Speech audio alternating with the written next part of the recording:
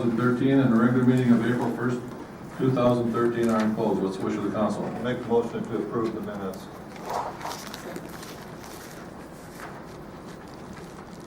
Got a motion by Councilman Goshek, second by Councilwoman Doucette.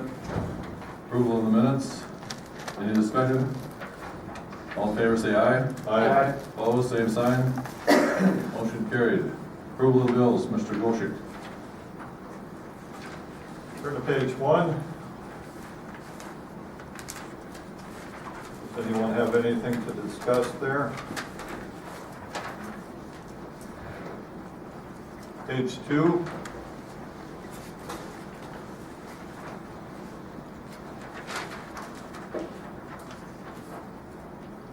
Page 3.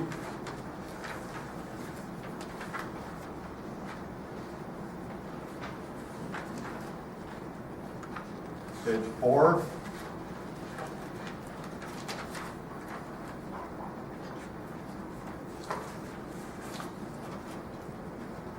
Page 5.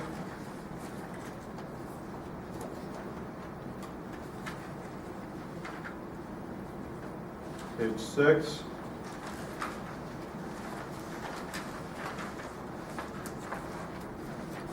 And page 7.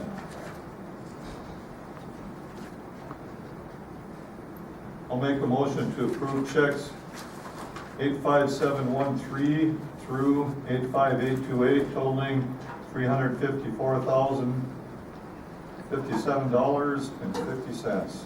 Second.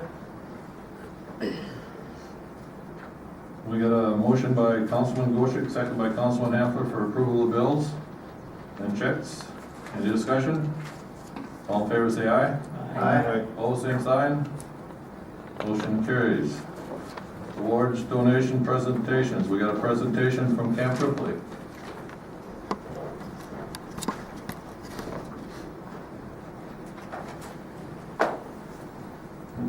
Good evening, Mayor and council members. Colonel Scott St. Sauver from Camp Ripley. Always a pleasure to come back out and give you an update on what we have going on at Camp Ripley this year. I'll make it as quick as possible. Get out of your hair and on to better things. But I want to let you know how important is the community of Little Falls is to Camp Ripley and what we have going on this summer. Next slide. Mission hasn't changed. Mission is still the same. We're still deploying soldiers. We have 2 units right now in the deployment cycle. Just got another unit out the door heading to Afghanistan. We are off-ramping some units, which means some of the units are coming off deployment rotations as we start to draw down in Afghanistan, but the Minnesota National Guard is still engaged and still training in that mission. That's my primary mission, obviously, is making sure that those soldiers and airmen are ready to do our nation's bidding. The second part of that mission, obviously, is my state mission, my state and local law enforcement, emergency service provider mission. That mission is increasing dramatically right now, and I'll talk about that a little bit in the presentation. Right now we have the State Highway Patrol out of Camp Ripley doing their in-service as well as their rookie school. A lot of other spring training going on right now with law enforcement agencies. So the second part of that mission is very important, and obviously the third part of my mission is what I'm doing tonight, and that's letting everybody know what we bring to the community and to the areas in which we provide service. Next slide. Here's our upcoming events in May. Again, we're going to be a little bit lighter than last year, so we were pretty busy last year. We're going to get back to what I would consider more of a normal AT cycle. And if I could just point out, our strength for the month there will be about 8,000 military and about 1,500 civilian on the strength side. The largest unit we have coming in is the Engineer Battalion. 2 units out of here are actually deploying to Afghanistan. So we'll be watching those units. 1 unit is gone already, the other one's in pre-mobilization. They have mission sets that they'll be doing. And also the DNR Fish and Wildlife folks will be in to do their in-service as well, conservation officers. Most of you know the Conservation Law Enforcement Center is at Camp Ripley. So they'll be here in May. So May's pretty busy for us. We're thinking it's going to be spring, just like y'all. We'll see what happens. Hopefully it is by then, because we have the same challenges I suspect everybody else does right now. With both trying to get around and hoping everything firms up before everybody comes to AT. Next slide. June is going to be busy. June is going to be one of our busiest months, and I'll highlight a couple of things. We're going to be up around 9,000, down to about 1,000 on the civilian side. But if you look at the units that are here, these are the artillerymen out of New Ulm, so we'll be making a lot of noise. shooting both in the north and the south. And then if you look across here, you'll see a whole bunch of aviators.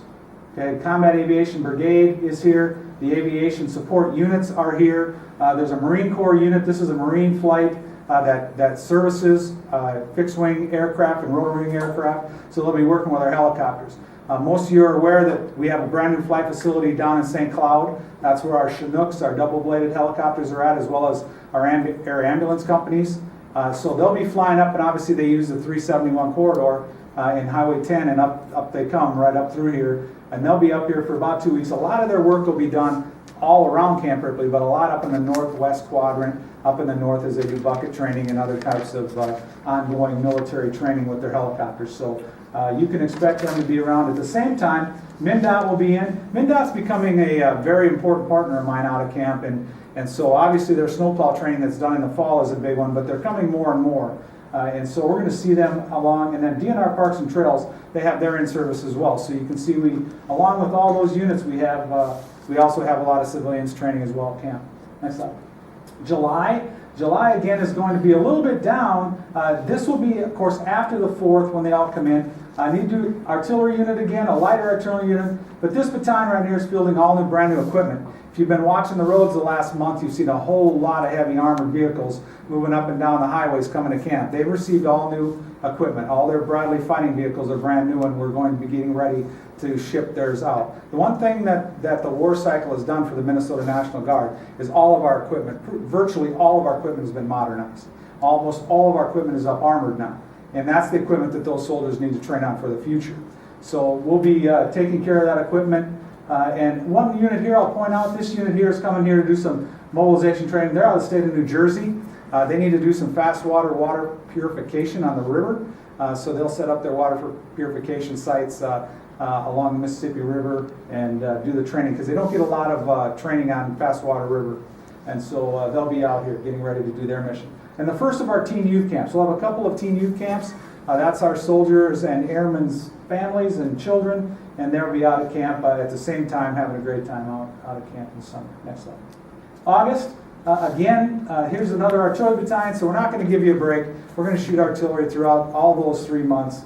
Also, we have the armor coming in out of Ohio. They'll fly in, actually, so there'll be a lot of air traffic, C-130 traffic, in and out of camp as they fly in to do their annual training. And they're tankers, so that we keep their tanks here at Camp Ripley, and then they come in and train. And we haven't done that for a while, so with all the contingency mission, it's been a while since we've had Ohio here on the ground in force. So we're looking forward to having them back, along with our cavalry squadron out of Duluth. And then again, our second team camp. Next slide. Everybody's asking me about sequestration. Everybody's asking me what the effects on sequestration will be to Camp Ripley. Well, there's going to be some effects, there's no doubt about that. And really probably the largest effect for the local community will be the furlough of our federal technicians. About 382 federal technicians on Camp Ripley. And even though you probably heard recently that was going to be about 21 days, and currently the model looks like it's going to be about 14 days. And that's 1 day off a week for those technicians once they decide to implement a furlough. Now, we've not been given any notice when that furlough will be. But we'll keep everybody informed, and I think there was an article in the Morrison County Record here about a month ago that kind of explained what we know, and as we know more about what that could be, we'll certainly let everybody know. But that will have an impact on the community. Obviously, second and third order effects. Most of those technicians live in and around Little Falls and Camp Ripley. So a lot of things that we have to watch as we go into the summer. And that's, chances are, if we do indeed furlough, as they figure out what the federal budget is going to be, then we'll have to deal with that at our level. A reduction in our operational tempo. This is a potential. It doesn't look like it's going to happen to us this year. We haven't seen our 14 numbers yet, but we're looking pretty good up at camp. Now, the nicest thing about I have going, probably the biggest protection I have, is we used to be about 80-20, about 80% military, about 20% civilian. And that's changing. There's a little bit of a shift going on. So we're seeing right now more like a 70-30, 70%, 30%. And even as we return to a normal cycle. And that could even increase. So, you know, even though we're going to have a reduction in op tempo, we're going to try to balance that out. That's a balancing act that we do. Reallocation of ammunition. Currently we only have ammunition through May. And that is a month-by-month allocation, but I just received word yesterday that we'll receive all our ammunition allocations. So where it might have been a little bit quieter, it's not going to be, because all that ammunition's coming, and we'll be doing our mission.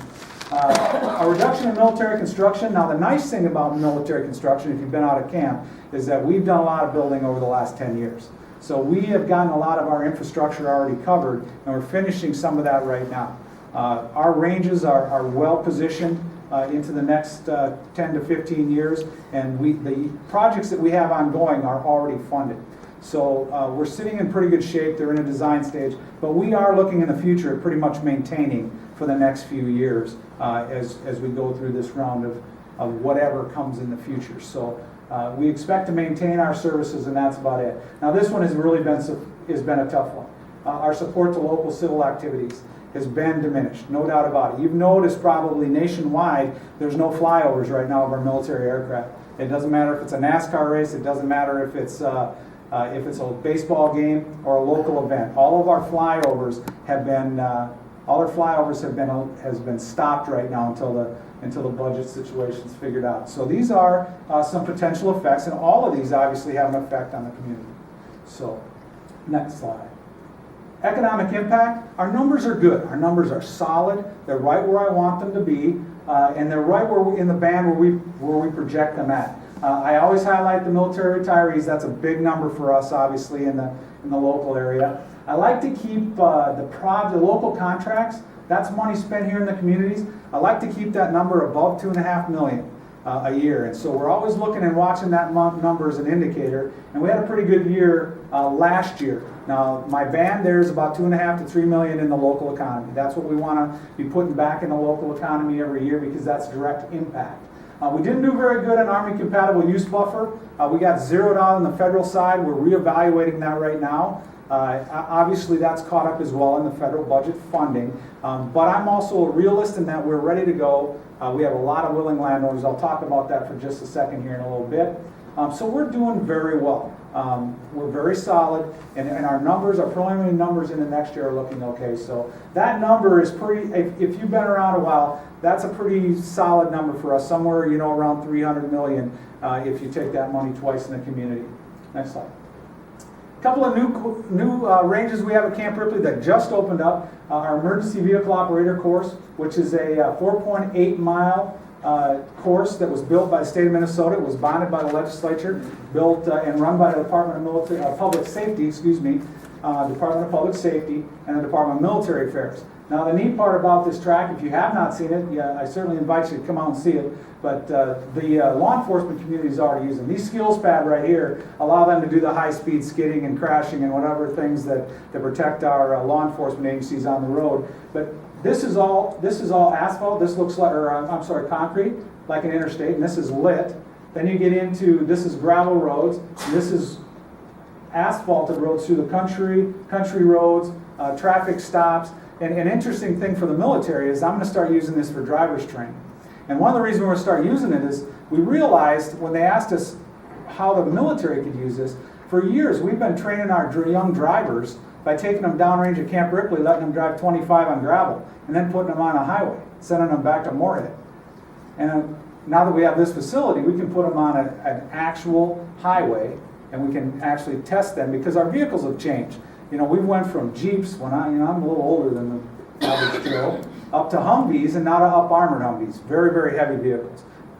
Very, very heavy vehicles, much more difficult to drive. So this will be a great facility, a great partnership between the state and the Department of Military Affairs. Next slide. Our UAS facility is complete. Our shadow UAVs, which you'll see a picture of them right down here, they are back from Afghanistan. And they are back at Camp Ripley, and we're already flying right now. So this facility will hold those 4 shadows. It's a $3.9 million facility that also has all their simulation needs. And we'll get you out of Camp Ripley. It has a 1,000-foot runway, and then we'll be able to launch and recover our aircraft that we fly at Camp Ripley as we do our flight missions with the unmanned systems.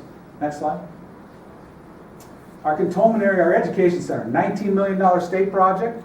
Bonded by the legislature last year. Very excited about this. This is the one thing that Camp Ripley was lacking to really get into the soft state services.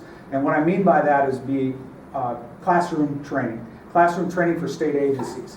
where we can bring them there at a cost-effective measure, bring them onto camp, they can get all the training, because not everybody shoots guns.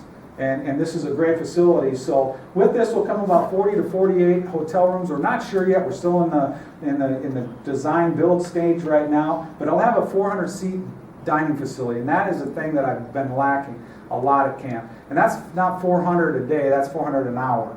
So we have to have that kind of capacity to be able to feed out of camp for both our civilian and military customers. So that's going to be very important. We hooked to our education center, quite a facility with that classroom facility. And again, that's $19 million of state money that went into that, a pure state project as we have it out of camp. Next slide.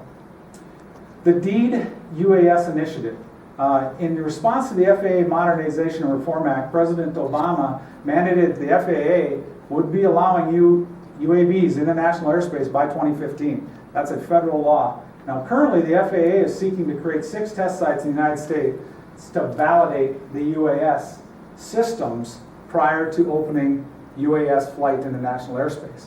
And I am partnered up with DEED, the Department of Employment and Economic Development, with a lot of other partners, and looking at the capabilities that exist around Camp Ripley in the state of Minnesota to do more UAV flying. Next slide. These are the partners I'm currently working with. DEED is the lead agency, Department of Employment and Economic Development. They are the lead agency. The Department of Transportation, here's us, the Department of Military Affairs, University of Minnesota, MINSCU, Morrison County Economic Development, and Central Minnesota Initiative. Now currently, the business plan for this is a application process. It goes to the Federal Aviation Administration, and then 6 sites in the United States will be selected. Our piece of that, Camp Ripley's piece of this interagency agreement, would be the flight over Camp Ripley. And that would be the 53,000 acres of restricted airspace that currently exists above Camp Ripley and around. Remember, I own the airspace of these things 3-dimensionally up to 29,000 feet, and that would be for small UAS systems. Everything that we fly at Camp Ripley is small UAS systems, primarily Raven, which is a handheld system that's thrown, and the Shadow, which is a 12-foot wingspan UAS, single-engine UAS. And they're observation platforms. They are not weapons platforms. We currently have no weapons platforms, nor do we perceive any weapons platforms to be in our systems in this future. However, with that said, those UAV platforms may become available in the future, and if they have a military application, we certainly would look at flying them as well. But I can't stress enough, remember that we fly these UAVs only in restricted airspace on Camp Ripley. That's the only place they're allowed to fly. We use flight following for all of those. I have full air traffic control support at Camp Ripley. So at no time are those UAVs off of Camp Ripley. And if they are, and if you see one, you need to let me know immediately. But they have very, very specific rules, and I'm very happy with the way we fly our UAVs out there. Now, with that said, our interagency partnership is built around the issues that exist with UAV flying in the United States. Okay, one of the primary ones is privacy concerns, and that's a national issue. That's a national issue that they're going to have to answer, and that's what part of the FAA's whole program and testing is about, and how they're going to fly them safely inside of our national airspace. So, and what applications they have. So again, I am a junior partner in this thing. I'm already flying, and I'll continue to do so in our military mission state. Next slide. Our environmental program, I couldn't come here and tell you some if I didn't tell you a little bit about what we're doing out on camp. There's deer out there still, so if you're wondering, they're still there. Next slide. Partnerships, I couldn't do anything without them. My partnerships are strong. They are continue to be strong. We do a great job out there. You know, it wasn't too many years ago. I don't know that the Army and the Audubon Society could have coexisted in a room, and now we're partners. And it just shows you the evolution of the military, the evolution of how important environmental are. And for those of you that have lived here a long time, you realize the importance and the importance of Camp Ripley and that environmental classroom. Next slide. Surveys ongoing, a lot of them ongoing. A couple I really like. The Fisher. Fisher's been quite a little critter to look at if you're interested in some. That's a natural predator, the porcupine. And so we have studies ongoing with MINSCU and with colleges and universities on the Fisher. This is one of interest to me, invasive species. For a long time, with the grasslands we're reestablishing in the southern part of camp, invasive species were going to become an issue with us. And obviously we have a responsibility to the landowners outside of Camp Ripley and them to us. and how we manage those. So we're doing a lot of work right now on invasives to see if we can't find some new control measures, some better control measures for invasives that we can therefore push back out into the community. Next slide. Community outreach. Next week is the Disabled Veterans Turkey Hunt. So we're excited about that coming up, and that'll start our deployed and disabled events. Just had a unit get home. Some people know that the 257th MP company just returned. A lot of those kids will be up here shooting turkeys here in the next couple of weeks. So we're excited to have them back from Afghanistan and get them back out in the field where they deserve to be. Next slide. Prescribed fire. This one's going to be tough for me this year. I've got about 14,000 acres that I really need to control burn, but I got a feeling with the weather that my flash to bang time here is going to be pretty tight. In fact, about the time the snow is gone, it's going to green up, and I think everybody's probably looking at that. So we have all our permits in place. We work with the DNR. We work with the local fire departments, obviously with our fire services, and we're ready to go. All the fire training's done, all the permits are in. It's just a matter if we get the right conditions that we're able to burn off. I really need to burn Hendrickson, obviously, and Leach up here. Our 2 impact areas, those are the ones I need to get burned off so we don't have to fight fire all summer long. People always ask me, what's the biggest fear I have as a commander? It's a fire off the installation. That's my biggest fear. Okay, that thing bothers me more than anything. So I will tell you that we'll let everybody know all around us. We'll let you guys know when we burn. We'll put it out in the media that we're going to burn those days. Because obviously when we burn something like this, 6,000, 7,000 acres, it's a pretty big smoke cloud. So we'll let people know what's going on. Next slide.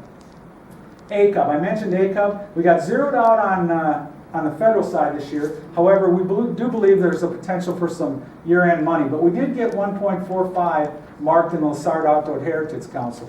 And that's a big win for us. We did a lot of work over here on the Nocasippi a couple of years ago with Lessard, as well as in fee acquisition and conservation easements. This money here we're going to put up into the Gull River area. The Gull River's got an opportunity to expand and take some advantage of some of the Gull River area up there and work with some of the landowners up in that area. So that is the area we're going to target because we have the opportunity to leverage DNR and us in that process. So that's kind of where we'll focus that. Next slide. I want to mention our open house. Our open house is September 15th. We invite everybody out to camp to come out and spend the day with us. We'll be theming that. You remember a couple years ago I did a welcome home to Vietnam veterans. We got a number of events coming up this summer. I believe it's, I don't want to get this wrong, June 19th, I believe is the date of the proclamation for our Yellow Ribbon community out at camp. We're very excited for Morrison County to become a Yellow Ribbon community. And another event we have, I'm gonna leave that one. We have a couple of veterans events coming up that'll be announced or have been announced coming in and out of camp over the summer. So we're very excited about that. Next slide. Other than that, we're just hanging out, doing our thing. What are your questions? Well, I've got a question about the youth teen camp. Could you kind of explain that to me? Because I guess I'm well unfamiliar with that. Sure. The Youth Teen Camp is a program that allows our kids of airmen, our service members' children, to come out to camp, and it can be relatives as well of service members, and they can come out to camp, and I'm going to get the ages wrong. I believe it's, help me to 10 to, well, it's 10 to 12 and then 14 to 16. So there's, the youth camp is 10 to 12, teen camp is 14 to 16. And then they come out, the counselors are all our own soldiers that take time off and volunteers, and they come out and they spend a week at camp. They have all kinds of activities. And of course they learn to be a team, learn about what their folks do. It's pretty amazing group. Deb and I always go out and spend a couple days with them. They're very excited, have a lot of fun. And we'll do 2 of those this summer. Okay, and then the, and I'm going to call it drone because I can't remember that's the fine. acronym on that. Now, I heard that there's a bill trying to be put in a state legislature. Is that going anywhere? Do you know anything about it? It's still in committee as far as I know. Last time I checked, it was still in committee, and it had not moved. Okay. That's really all I know about it. I know it exists. I know that Representative O'Driscoll from St. Cloud Initiative signed on. However, he did indicate to me that he had concerns if it included the military, because that was not his intent. So we'll be watching that one if it does come out of committee this year. I've got a couple comments, no questions. First of all, I want to thank you for that economic impact as a business person in this community. You look at those numbers and what Camp Ripley does for us, and I think when we speak community, Camp Ripley is included, at least in when I speak of it.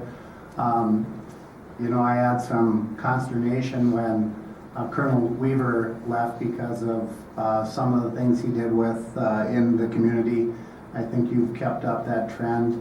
I appreciate the fact that Camp Ripley is open more to the public than it was 30 years ago. I think the reputation gets better every year for things that go on there. Thank you for your participation of the Day of Caring. And as you spoke of, the Beyond Yellow Ribbon, which I'm a part of, thank you for your participation in that and the help that we received through Camp Ripley. So I guess just a big thank you as a business person for everything that Camp Ripley does for our community. No, thank you. I mean, we're members of the community. We're as vested in this as you are. And we feel strongly about it. We want to be good community members. We want to be good citizens as well. So we understand that role and what our role is and what our responsibilities are. And we're very proud to serve the community. Unfortunately, I won't be at the Day of Caring this year. My staff will be in. I will be in D.C. So I have to go out to Washington and do some more work out there. So You might not get out of it. We're discussing and moving in a couple of weeks. Keep your rake handy. okay, absolutely. Anything else? Well, thank you, Colonel, Thank you. for a nice presentation.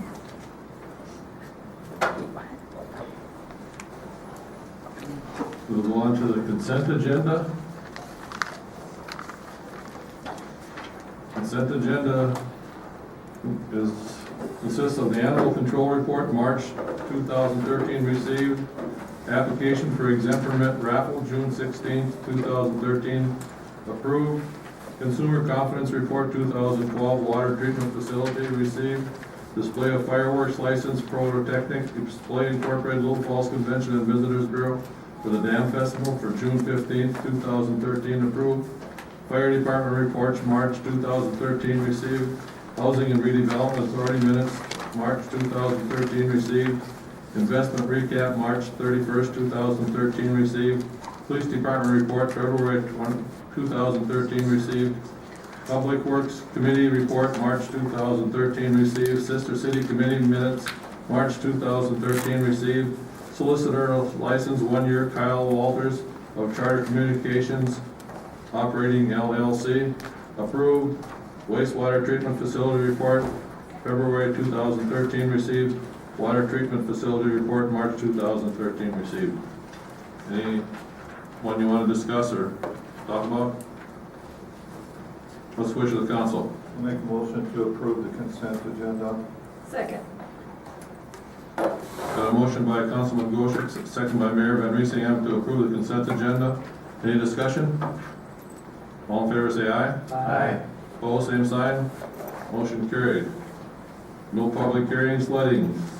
Spring brush and leaf collections, city sanitary service award. City staff solicited quotations for the spring leaf and brush pickup.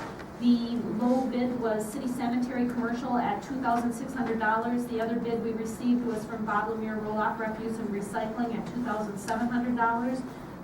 Last year, the spring leaf pickup was $2,600. So the price is the same. Leaf pickup would be Saturday, May 11th for residents in the city limits, and that's rain or shine. The haulers will be leaving the bag, so if they do rake up their leaves, if the snow is gone then, you can put a rock or something out by your bags, and then after they empty them, they'll put the rock on the bags so they don't go away. Good. What's the wish of the council?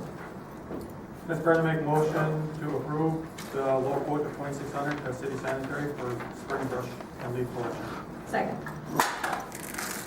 Got a second by Councilman Hampler, second by Mayor Van Riesinghem for a spring brush collection for $2,600 for city sanitary service to come out of the SCORE grant. Any discussion? All in favor say aye. Aye. Opposed, same sign. Motion carries. No old business, new business. Confirmation of construction management service, Integrity Group Incorporated, Fire Hall, West Side. Mr. Lochner. Thank you, Council President. The staff worked with the fire chief to put together some quotes for the engineering services and construction management services to redo the west side fire hall, including some window replacement, re-insulate the roof, install a metal ceiling on the inside, replace the rock stucco front, and replace the front parapet wall. The total estimated project for the construction services cost is $3,750 with the Contegrity Group. Kevin Anderson, we did get a price from him as well. Contegrity's price does not include the cost for some outside engineering, which we are going to need. It's estimated at $3,000, but Contegrity is still the low quote and is certainly capable of doing the work. We are asking council approval to hire the Contegrity Group at a cost not to exceed $3,750 for these construction management services for the renovations of the west side fire hall. What's the wish of the council? Mr. President, I so move. Second. Got a motion by Alderman Crowder, second by Councilman Hanford for the confirmation of construction management service for Contegrity, not to exceed $3,750. Any discussion? All in favor say aye. Aye. Opposed, same sign. Motion carried. Golf course, summer seasonal employees. On page 19 is a recap of these golf course seasonal summer employees that staff has interviewed and are recommending some of the returning workers for the upcoming season, again assuming that snow will leave us someday. I won't repeat them all, but many of them are returning employees, and we are recommending that the interview committee, which was made up of Randy and myself, for the new hires, and the older ones be hired at the hourly rate mentioned above here. So. What's the wish of the council? Mr. President, I so move. Second. Got a motion by Alderman Crowder, second by Mayor Van Riesingham for the golf course summer employees. Any discussion? All in favor say aye. Aye. Opposed, same sign. Motion carries. Mr. Chairman, if I could just mention that at the last meeting, there was some question about the fees for the golf course, and that was, I think, put in front of you. So we updated that to show what the fee was and what the newly adopted fee was. Thank you. Ordinance number 48A, 6 series, amend city code chapter 3.01 and 3.75, definition of unlawful act, introduced. We gotta introduce that. City administrator. Police chief. Police chief. Well, that's I'm just I reading. know it says city administrator. We didn't know he was gonna show up. We don't have the flu this time. The first change to the ordinance was had to deal with the minors being in the bar from 7 until 9, and then as part of an oversight, there was another section within the ordinance that needed to be amended as well, and that dealt with the establishment itself. Both sections of that ordinance needed to be amended to make that change effective. So in this, we would ask that that change be made to the ordinance. Okay, and then the definition of minor, any person under the age of 21 years except otherwise specified in Minnesota statute or section 348-503 subdivision 4 as amended from time to time. The other one, classified a minor as anyone under 21. State statute stipulates an 18, differentiates between an 18, 19, and 20. So we would need that also as a clarification for the statute. After the first amendment was passed, I started looking through the ordinance, how we were going to enforce this, and then Tony Wetzel and I discovered that we had made that oversight and the other changes needed to be made as well. So. If I can also, Mr. Chairman, we did have the question about legal guardian that you discussed at your last meeting. And legal guardian is a legal guardian. Either they're going to be the parent or actually certified as a legal guardian. So it's not a coach that brings in a group of kids, and that's not a legal guardian, or parents of kids that aren't their own. So to be sure that clarification is made as well. Mr. President, should legal then be in front of guardian if we're gonna make this change? Thank you. Should we add legal, or does it matter? I think you should, just to be real sure. When I talked to the city attorney about this, and she said that, guardian is a legal guardian, so there really isn't any leeway on that. So I think adding the word legal would be just fine. Mr. President, I'll introduce this ordinance with the addition of adding the word legal in front of guardian. As a point of reference, also, I scoured through, oh, I'm sorry. Okay. Go ahead, good, it was introduced, so that's all we need. Okay. We'll vote on it next time. As a point of data, I scoured through the police reports dating back to 1994 to the present, and I came up with 1,186 reports of juvenile alcohol offenses. Those were just offenses reported to our office. As part of that, we issued 239 citations, and that does not include what's referred to as a long-form complaint. So we would, in those circumstances, receive a report. That information, a long narrative report would be done, submitted to the county attorney's office, and the county attorney would then bring the charges against the minor for the alcohol violation. So that number would be substantially larger, but I don't have that data available on how many of those individuals were charged that way. 43 reports of adult procuring alcohol to a minor from 94 to 2013. And then I came up with 14 actual reported incidents of minors in a licensed establishment. And of those, 8 of those complaints were initiated by the establishment itself, by either identifying a minor using a fake ID, or someone in the establishment, an employee in the establishment, knew that the individual was under 21. So that's as best the data that I can give you. That's not very many in a 20-year period, is it? No. Thanks. That's good to hear.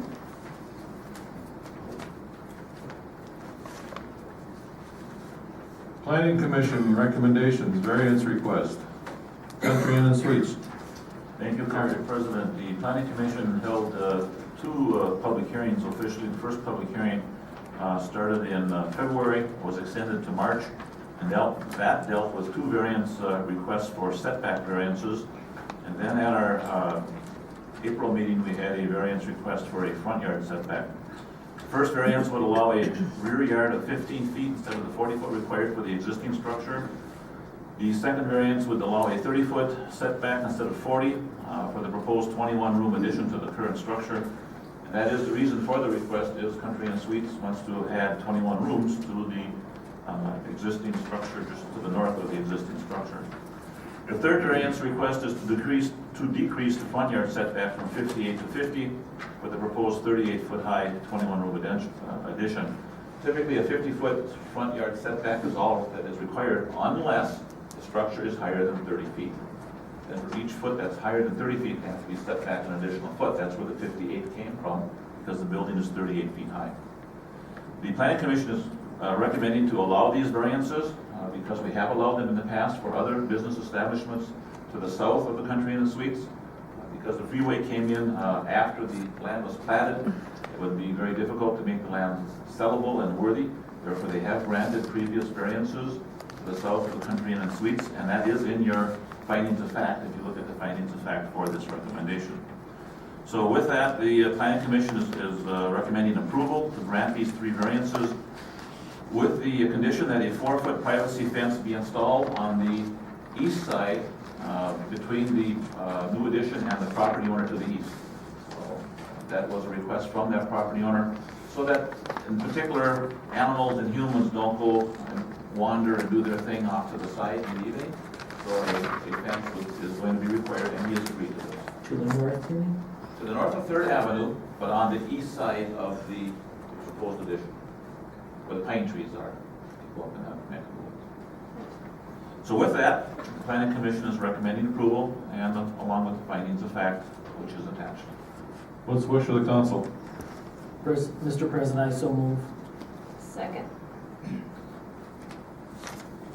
Got a motion by Alderman Crowder, second by Mayor Van Riesingham to approve the variance request, Country Inn and Suites. Any discussion?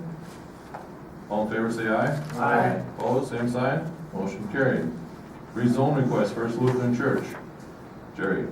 The Planning Commission held a public hearing concerning the rezoning of the First Lutheran Church property, which is located at 2100 Riverview. The property currently is zoned Planned Unit Development Mississippi Headwaters Corridor, which is be a PUDM. And the proposed underlying zoning would be a D3, which is adjoins the church property. Notices were sent out, no one spoke in opposition.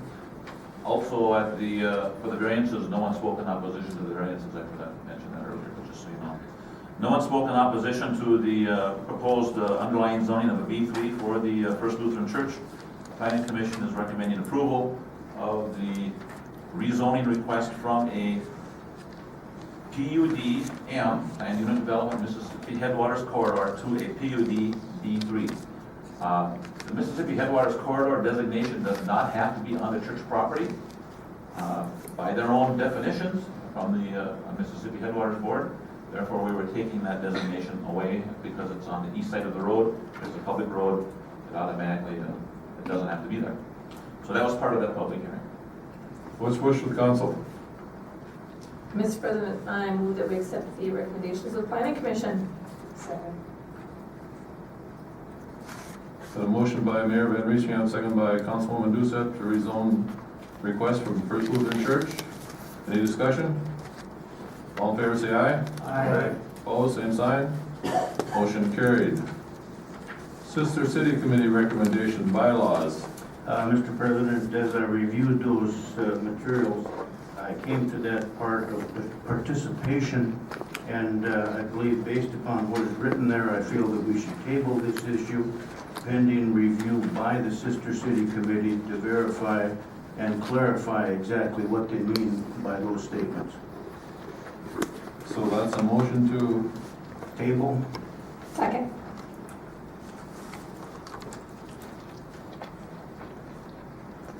got a motion to table the bylaws until we get that straightened out. Motion by Councilman Boyd, second by Mayor Van Riesingham to table. Any more discussion? All in favor, say aye. Aye. Opposed, same sign. We'll table it till next meeting, or when they get this back to us.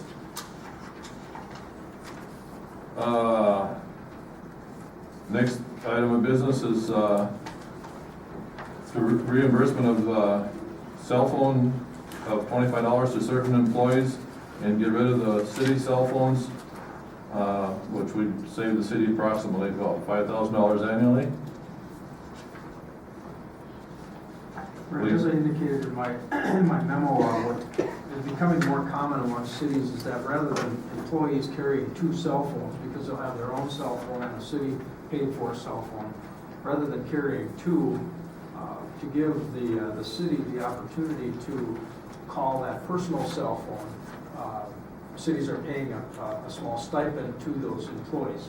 The recommendation is $25 a month to each employee that we desire to be able to contact rather than having a city phone. So then they would carry one phone, it would be their personal phone, but we would pay them $25 to allow the city to have access to that phone. Overall, when you net it all out, as much as we would pay to the employee, less the amount that we would say, or the amount of savings by not having those plans anymore, it's about $5,000 saving to the city annually. So, that's the recommendation. Mainly, as I mentioned in the work session, mainly police officers. There's 11 phones that the city buys there now. We would get rid of that entire group, and then there's about 4, I think, in our public works utility area. There's still going to be a number of cell phones. The data collection units that we have require cell phone access. We've got computers in the cars that require cell phone access. So there will be cell phone costs, but this will reduce it pretty substantially. What's the wish of the council? Mr. President, I move that we would approve the proposal. Second. Got a motion by Mayor Van Riesian, second by Councilman Ampler to reimburse the employees, or certain employees $25 and get rid of the cell phones. Any more discussion? Obviously, this doesn't violate any kind of a union agreement of any sort. No, my experience is that we don't negotiate this item. This isn't a term and condition of employment. This is or a benefit. This is an item that's outside that. And my experience, it hasn't been that has been negotiated. Okay.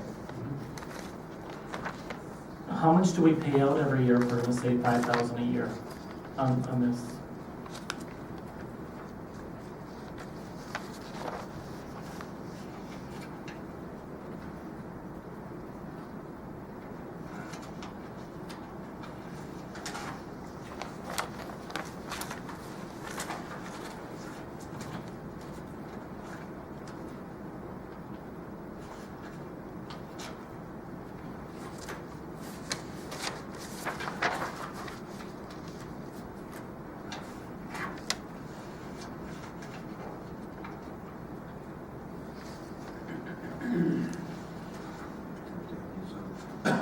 Or is that a separate item on our budget?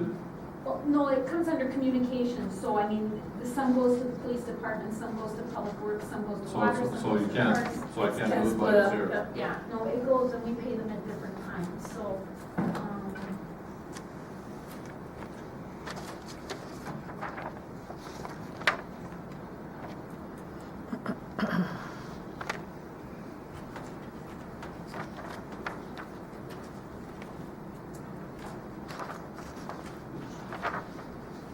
Just going by memory, I think our average cell phone is over $50 a month, and we're gonna pay 25 instead, so 25 times 15 is, I think we're gonna be somewhere in that range. I think our packages on the federal plan are about $38 for the officers, and the data phone is around $50. The total amount paid is about over $10,000 a year, so we'll save about half. What's the wish of the council? We got a motion on the floor. What's the wish of the council? All in favor, say aye. Aye. Opposed? Motion carried. Citizens, any petitions to come before? If I can, Mr. Chairman, the agenda when it originally went out, and I just was informed that it was adjusted today, had petitions and citizen appeals on it. I apologize for that, and I'm not sure if people are here for citizen appeals, because that's the way they might have seen it, I'm not sure. I think one of my contacts today with Robin was, that question is who made that change, and who authorized that? It was an error on our part. It hasn't been changed.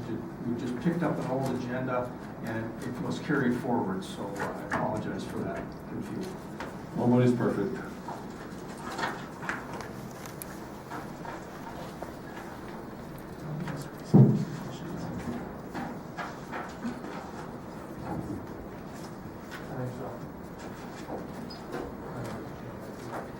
Is the microphone on? That sounds like it. Mr. President Don Clinker, I wish to present a citizen appeal. I thought this is petitions. Mr. President Don Clinker, I wish to present a citizen appeal. We're not taking appeals right now, we're just taking petitions. So I'm not allowed to give my petition, my citizen appeal? You've had your chance in the planning commission before the meeting. We asked for it. Okay, so I'm not allowed to give my citizen appeal. Okay, I have a petition.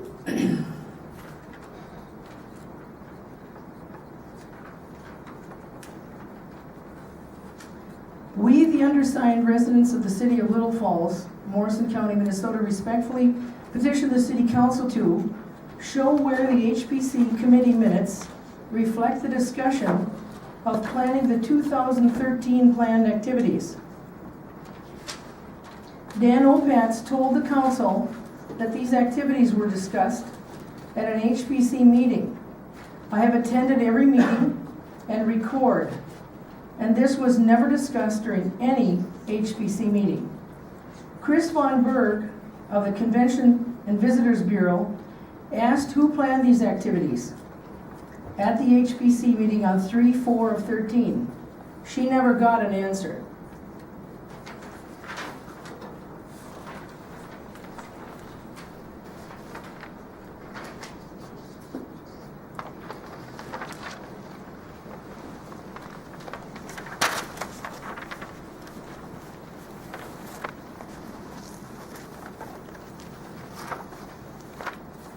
Teresa Scorset, 414 2nd Street Northeast. I also have a petition. Whereas an active Little Falls Peace Group in partnership with activists in neighboring cities has established a Summer Peace and Diversity Festival tradition, we, the undersigned residents of the city of Little Falls, Morrison County, Minnesota, respectfully petition the City Council to set aside the 4th week of June as Peace and Diversity Week, to be celebrated with programs and activities organized and hosted by any interested citizens or citizen groups, and open to the public.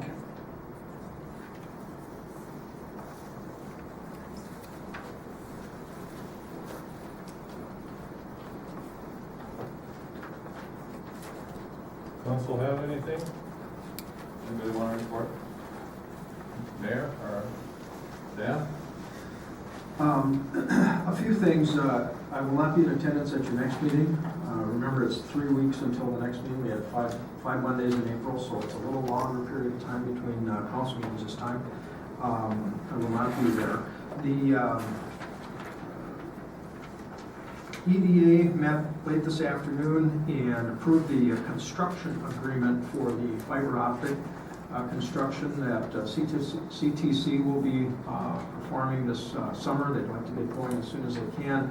The construction agreement is just one part of 2 agreements. The next agreement is a lease agreement, and what the lease agreement will do is set up a structure so that the financing that's put together to pay for the pay CTC to put in the fiber is paid back. So the lease agreement is the second agreement, and that will come to the EDA in the near future. So it's exciting news, I think, for economic development in the community that fiber optic is the loop is being put in. So glad to hear about that. And a couple things. One, the petitions. I don't know how to handle those. I've never dealt with petitions in any of my other jobs. I will continue to put those on the work session unless you tell me to do something different with them.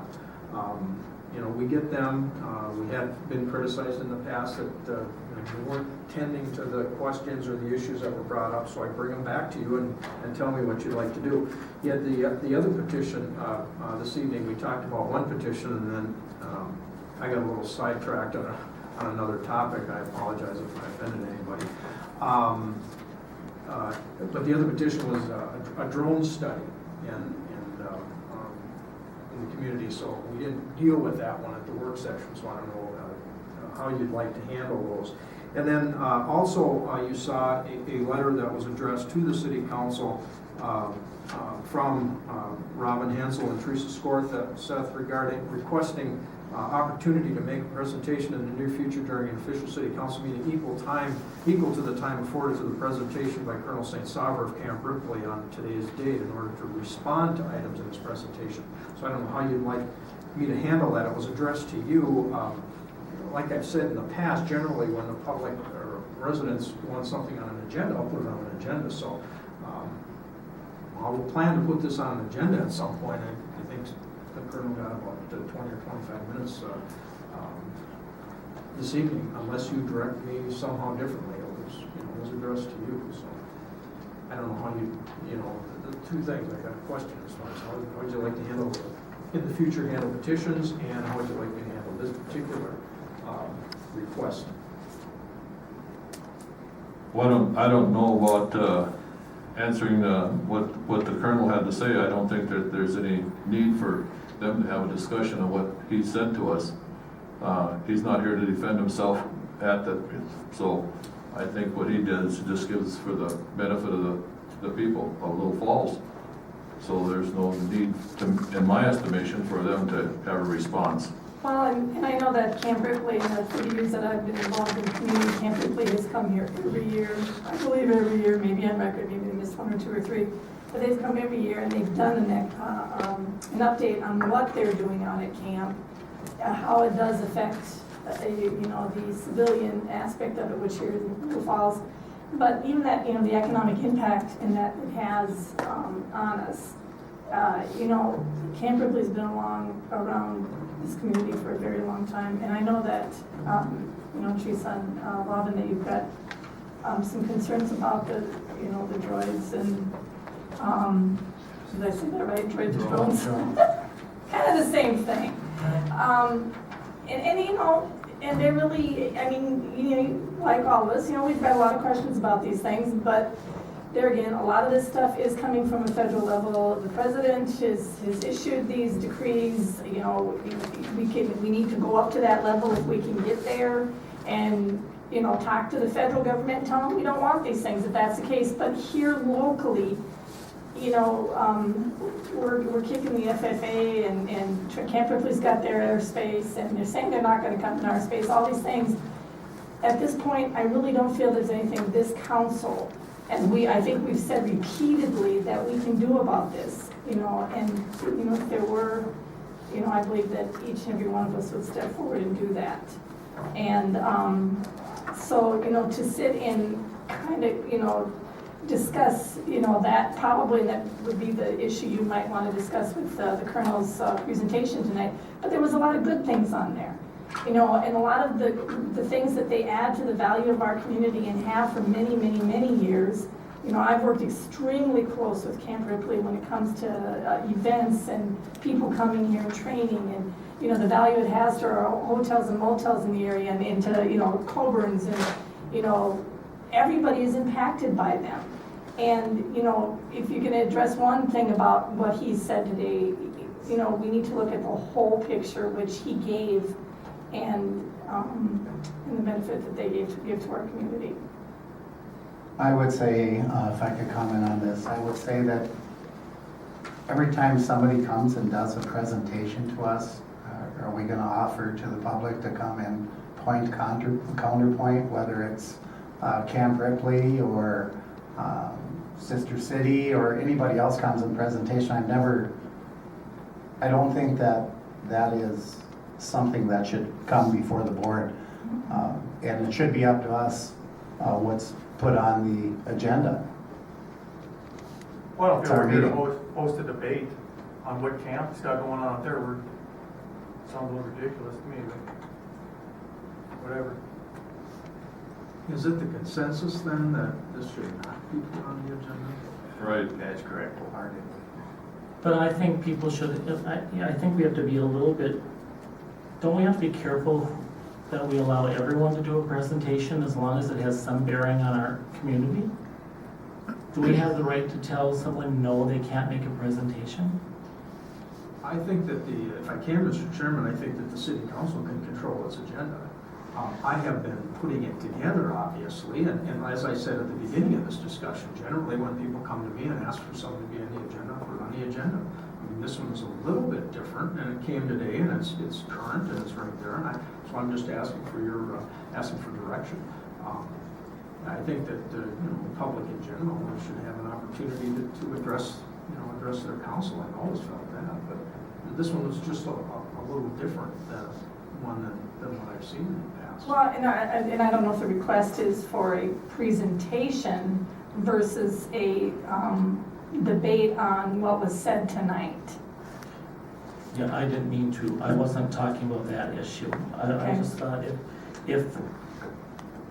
so Dan, you're saying that this council has the right to listen to what presentations they want to. I mean, we can say no to people who want to present something to our council? Is that what you're saying? I don't know why not. I mean, you set the agenda. No, I'm just asking. Yeah, Because I thought as long as it was something that dealt with our community, something of interest, that we should allow a presentation of whoever wants to. Well, they can speak at the planning committee. We give them 5 minutes at the planning session. They can bring it up then. Yeah, I wasn't talking about that type of thing. Whatever. Brian, I think you make a good point when you say if it's of interest to the council or of interest to the community. And I think that's kind of what we're deciding right now, whether or not, everything isn't going to be of interest to the council, I don't think. But there's some things, like even the Green Prairie thing, there was a time during our discussion that it may not have been in interest everybody, but the consensus was that we wanted to hear it, so, you know what I'm saying? So that I think. And our community is diversified, that's something that doesn't interest the council.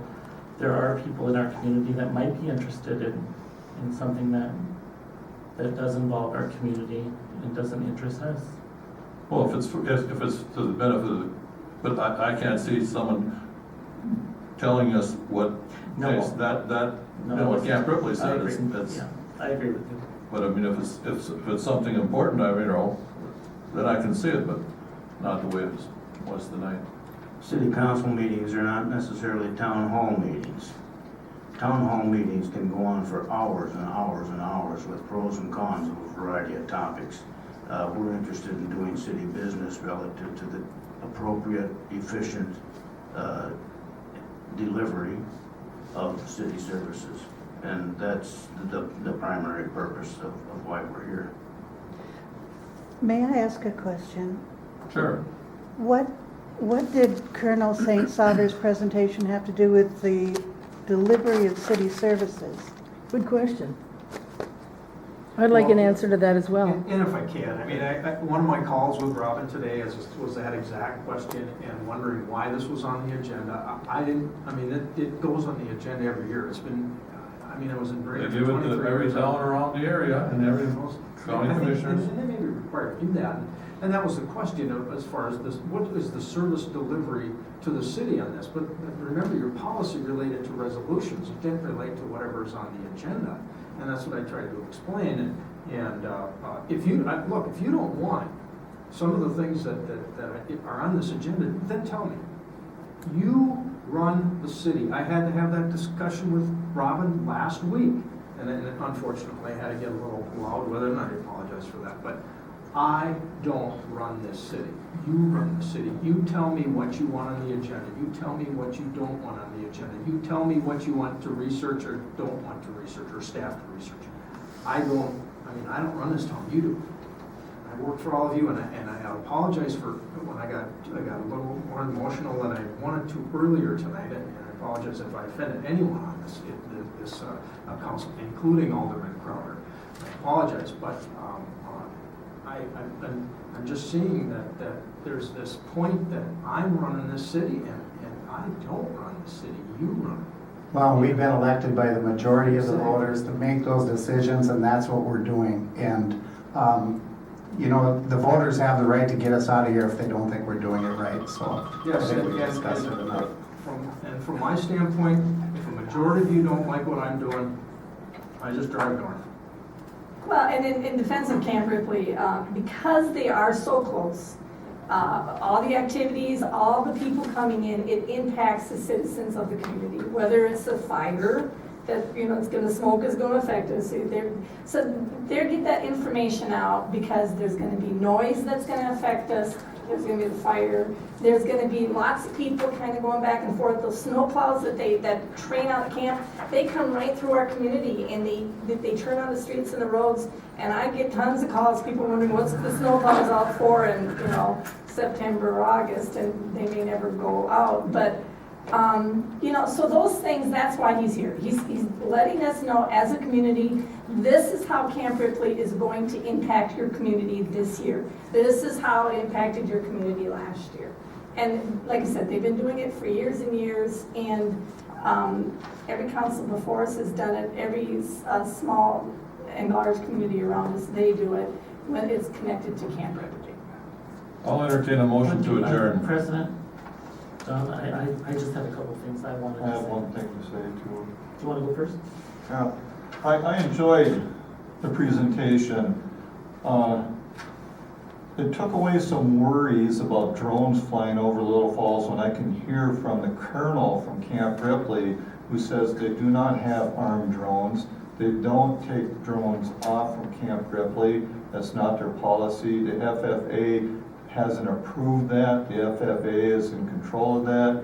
And I felt good about it because in other meetings I have heard that drones might be threatening our community. So it was nice that he came in and he gave a feeling of security to me that drones are not going to be flying over Little Falls and they're not carrying weapons.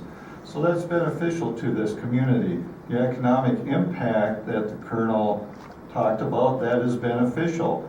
Talking about that some of the community members might be not working in the near future, that's a concern. That's something we have to think about. That affects the community. As far as the debate over it, I take his word, what he said. And I personally don't need a debate that somebody has to come in and counter everything the Colonel said and stuff.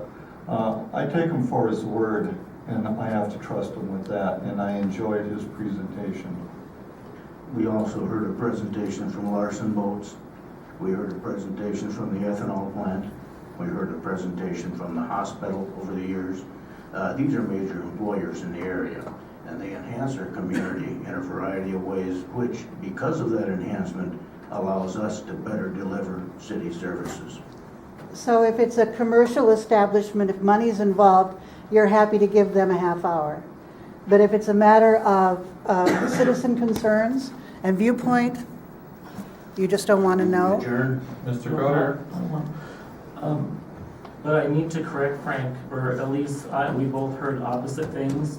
When the commander was asked about, or he volunteered, if people in the community do see drones, it's possible that they did get off course, they want to call. Am I the only one that heard that? He didn't say they have. He said it's a possibility, and he wishes that the community... He said if we see any... Right. And I think they're called UAVs, am I saying that right? And that, to let them know, because there could be a possibility that that happens.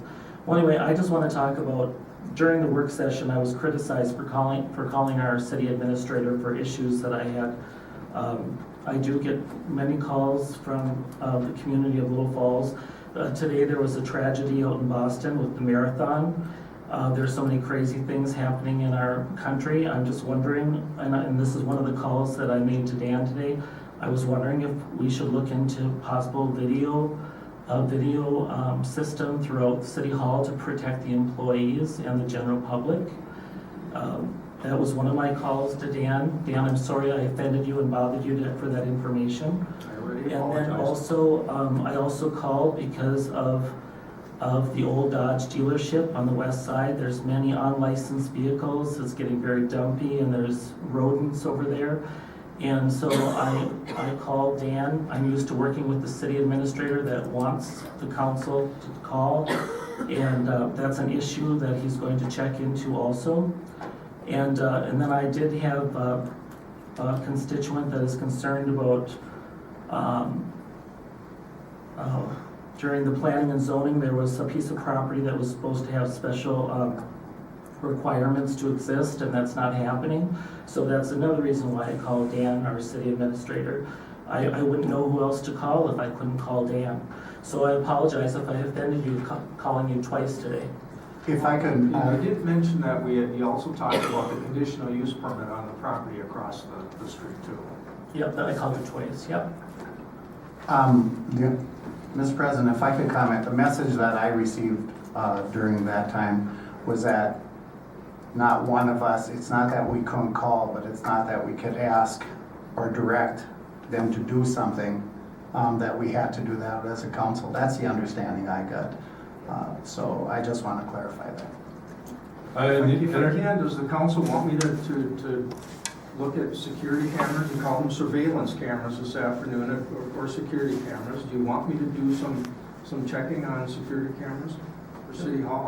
I guess I don't. I feel that's something we should discuss later, maybe at a special work session or something. I'll entertain a motion to adjourn. So moved. Second.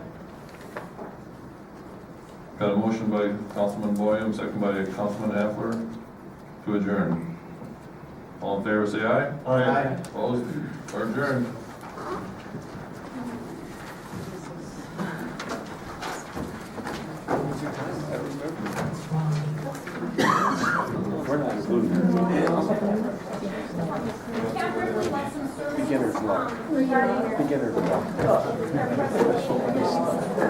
Long meeting. It's a long meeting. Oh, yeah.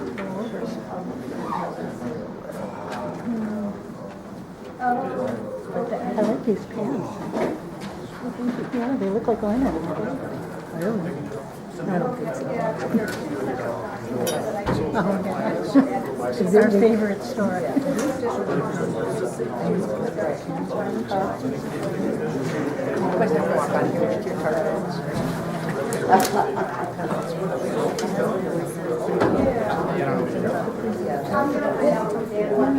Is that the one where you found that blouse for me?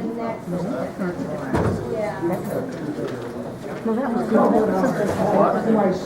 Developing a policy on what the council members. Once it is.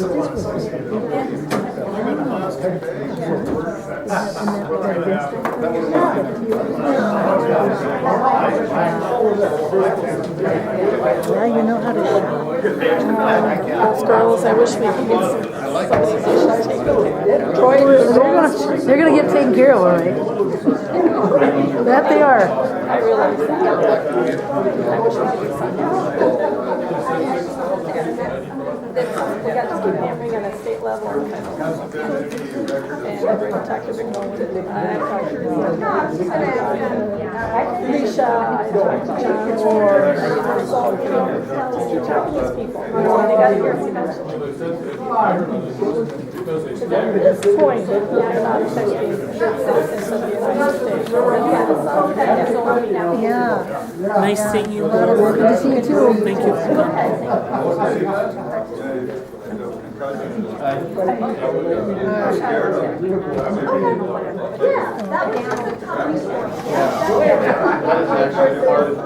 Yeah, there were those questions right from the beginning.